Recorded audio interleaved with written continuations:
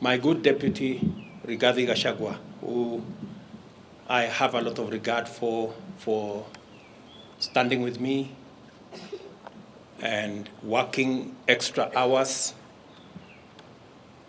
and being part of my support team. And now, by God's grace, he is the Deputy President of the Republic of Kenya.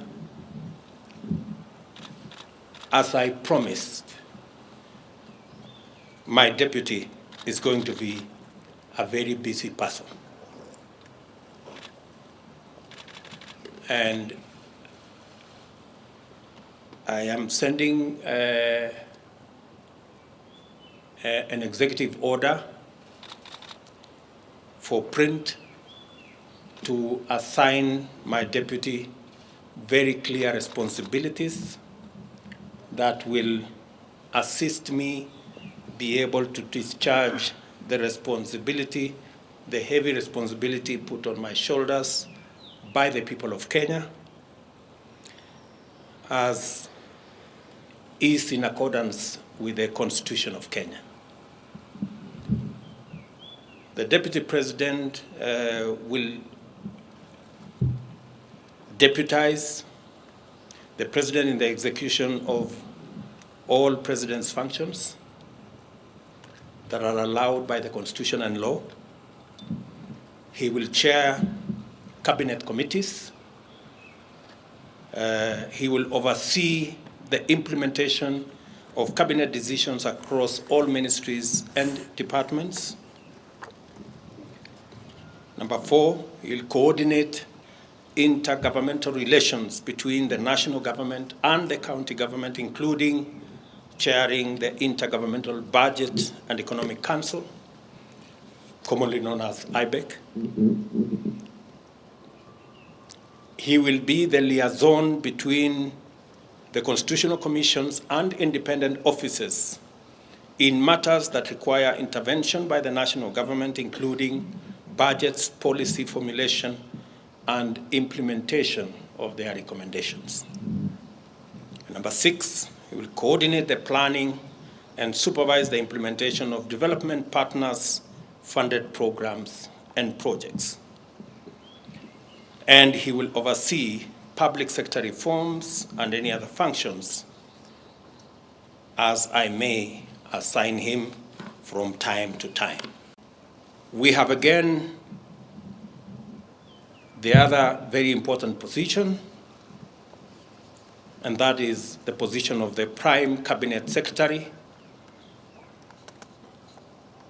And I have appointed my brother, Wycliffe Musalia Mudavadi, into that office.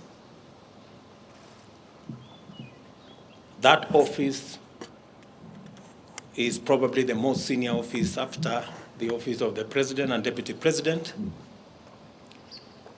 And I have set out functions for that office. He will assist the President and Deputy President in the coordination and supervision of government ministries and state departments, in liaison with the ministry responsible for interior and national coordination, oversee the implementation of national government policies, programs, and projects. Number 3, he will chair and coordinate national government legislative agenda across all ministries and state departments in consultation with and for transmission to the party coalition leadership in both National Assembly and the Senate. He will facilitate interministerial coordination of cross-functional initiatives and programs. He will also coordinate, number 5, and supervise. He will coordinate and supervise the technical monitoring and evaluation of government policies, programs, and projects across ministries, and of course perform any other functions as I may assign him from time to time. The resignation of the Director General of CID, Mr. Kinoti,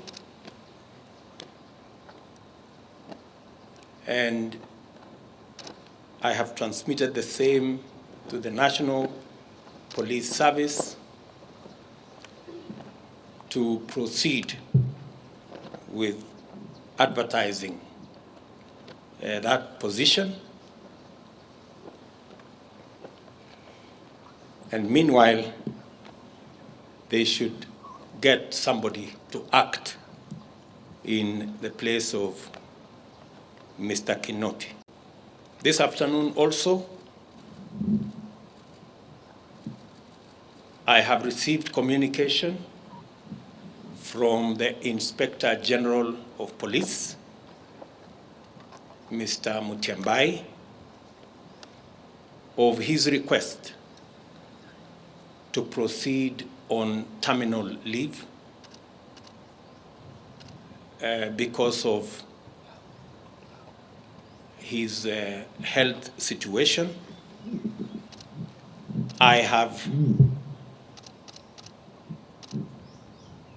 after discussing with Mr. Mutyambai and in consideration of his service to our nation and his health situation, I have accepted that Mr. Mutyambai will proceed on terminal leave on the 6 months that he still has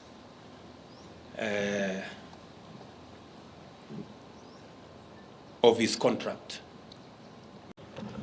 Today, I am proud to announce the men and women who will serve in the cabinet of the Republic of Kenya by God's grace. And before I do that, let me say that this exercise is important because although we have a cabinet, which I met with my good deputy this morning,